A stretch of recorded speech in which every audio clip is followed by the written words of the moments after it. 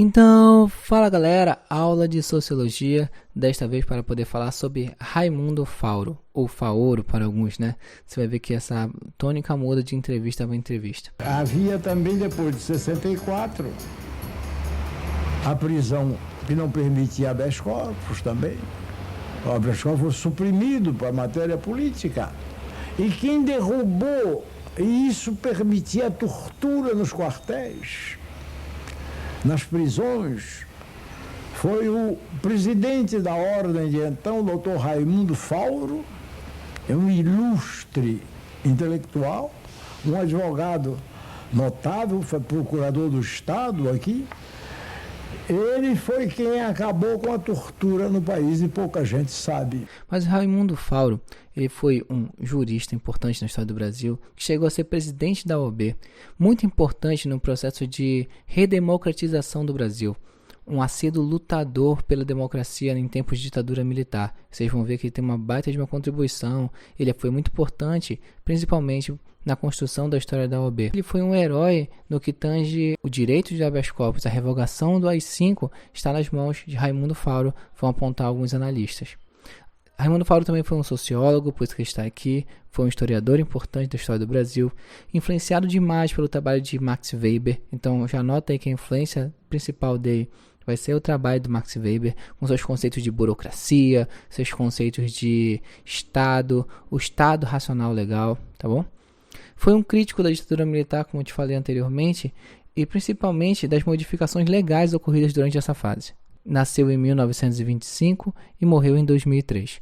Percebe que ele passou sua vida na passagem dos séculos, né? Ele viveu nos dois períodos. Ele viveu no Brasil varguista, viveu no Brasil da ditadura militar, viveu no Brasil pós-ditadura militar. Participou do processo de redemocratização. Isso marca a forma como ele escreve a história do Brasil. O livro em questão que iremos analisar, do Raimundo Fauro, é Os Donos do Poder. Essa obra foi publicada em 1958 e tem como subtítulo A Formação do Patronato Político Brasileiro.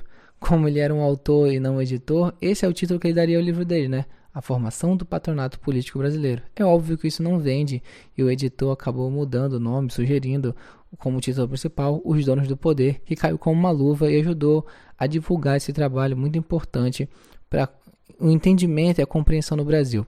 Esse é um dos principais pontos por nós estarmos estudando nesse momento o Raimundo Fauro. Ele é um autor essencial, como os outros que nós vemos, para poder entender a formação do Brasil, como o Brasil se construiu. Todos esses autores somam, dão peças para nós encaixarmos melhor esse tabuleiro que é o Brasil, que nunca, do ponto de vista científico, vai estar concluído. Ou seja, nenhuma peça ali está colocada para sempre, ela pode ser removida por algum outro autor, tá bom?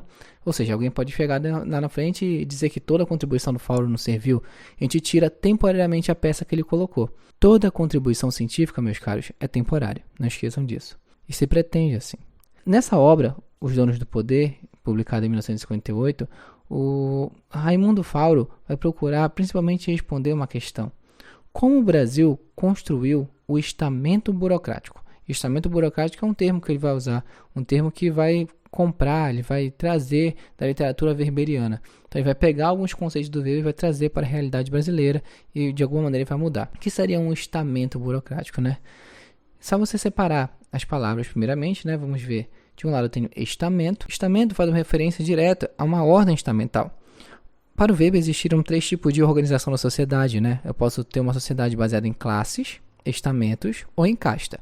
Casta é uma sociedade indiana, então afasta a Índia para lá. Estamento é uma sociedade baseada em pouca mobilidade social, ou basicamente sem nenhuma mobilidade social. Há possibilidade de mudança social, mas ela é mínima. E de outro lado, eu tenho a estrutura burocrática. Burocrático ali faz uma referência direta ao conceito de burocracia que existe em Max Weber. Lembra do conceito de burocracia? Então ele vai pegar a ideia do Max Weber e colocar em questão. O que ele está falando sobre isso? O que seria um estamento burocrático, né? Ele está querendo explicar que as classes sociais que estão unidas no poder político, ou seja, a burguesia, se estabelecem no poder e nunca mais vão sair de lá. Há uma espécie de absorção da burguesia pelo Estado. O Fauro propõe que o Estado é burocrático, ou seja, que existe uma classe que administra o Estado. E essa mesma estrutura que domina o Brasil no período colonial permanece até os nossos dias. Existe, portanto, uma dominação feita por uma elite que, apesar das origens que são europeias, vai ser tipicamente brasileira.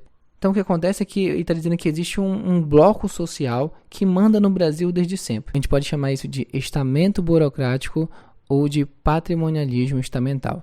Outro conceito muito importante para a gente poder entender a dinâmica e o funcionamento da sociedade segundo Raimundo Fauro é o conceito de patrimonialismo. Primeiro eu vou te dizer que esse conceito de patrimonialismo ele vai herdar diretamente de Weber, só que existe uma diferença do que o Weber entende para aquilo que o Raimundo Fauro vai entender. Na visão do Weber, patrimonialismo é apenas uma relação direta entre aquilo que é público e aquilo que é privado, mas é uma via de mão dupla entre uma sociedade e outra.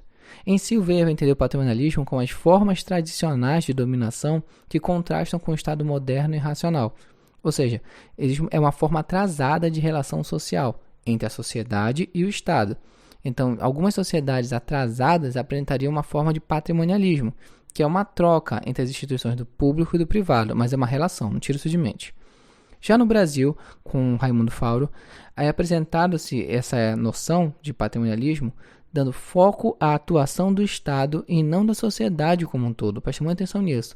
Então, o foco que o Fauro dá é a atuação do Estado sobre a sociedade. É o Estado que, de alguma forma, mistura o público e o privado. O Weber usava esse conceito para contrastar com outras formas de dominação. No Brasil, esse conceito passou a ser normativo, passou a ser a regra. Para o Fauro, o Estado patrimonialista brasileiro seria uma espécie de derivação do Estado patrimonialista português. O patrimônio público ficaria diretamente dependente do patrimônio privado. Essa é a síntese da ideia. Então, tudo aquilo que é público ficou diretamente relacionado àquilo que é privado.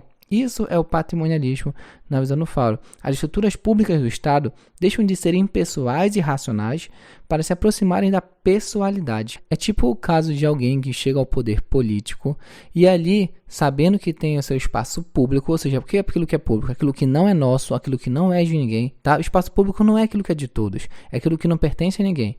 E age naquele espaço público como se aquilo fosse dele. Então, aquilo é um patrimonialismo, é uma captura do espaço público pelo espaço privado. E eu sei que você está lembrando alguma coisa aí do Sérgio Buarque de Holanda. Sim, uma das características do homem cordial para o Sérgio Buarque de Holanda é o patrimonialismo. Mas, professor, qual a diferença desse patrimonialismo aí, patrimonialismo do Sérgio Buarque de Holanda? Bem simples. Para o Sérgio Buarque de Holanda, isso é uma característica do brasileiro. Ponto, tá? E ele vai entender como uma divisão do espaço público e privado. Já em Raimundo Fauro, o patrimonialismo é uma coisa que o espaço público fica preso pelo espaço privado. Então, o Estado, e aqui é o foco importante para a gente, ele vai entender que o Estado, a instituição do Estado, acaba sendo tomadas por pessoas que ali dentro executam poder não como se elas fossem parte do Estado, da res pública, sabe, da coisa pública, e sim como elas fossem indivíduos pessoais. Então, elas acabam tomando atitudes de forma pessoalizada para entender os seus próprios interesses individuais. É o típico caso do político que sobe ao poder e ele vai tentar burlar regras para poder se privilegiar. Ele não deveria poder fazer isso. Por quê? Porque como político, ele está servindo à nação, está servindo ao Estado, está servindo à comunidade. Mas ele faz isso porque ele se assume ou ele pratica o que nós chamamos de patrimonialismo.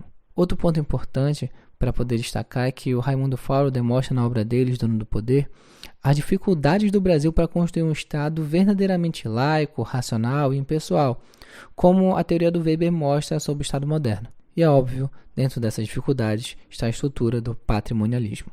Fica bem atento. No geral, se você pegar esse termo solto, não pertencendo a nenhum autor, patrimonialismo é a troca entre espaço público e privado, e é uma via de mão dupla, tá? É uma relação.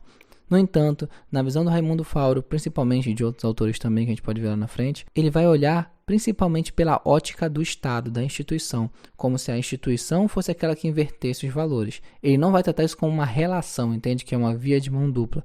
Então ele só vai ver o patrimonialismo da ótica do Estado. Para finalizar, é muito importante eu destacar para ti, de maneira que, para não ser redundante, que a principal característica da vida política brasileira, na visão do Raimundo Fauro, está no Estado forte e centralizador. Para ele, toda essa organização política brasileira está como cerne na presença constante de um Estado forte e centralizador, que para ele vai desembarcar com os portugueses aqui. Existe muito essa visão, sabe, dentro do Raimundo Fauro. Para ele, quando os portugueses embarcam no Brasil, eles já trazem uma estrutura de Estado montada e o Brasil meio que assimila essa estrutura e já vai usando. Uma estrutura que desde o seu início possui um Estado forte e centralizador e vai moldar as estruturas brasileiras daí para frente.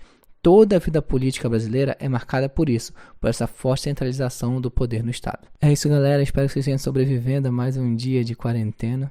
Tamo junto. Vai passar, tá? Valeu!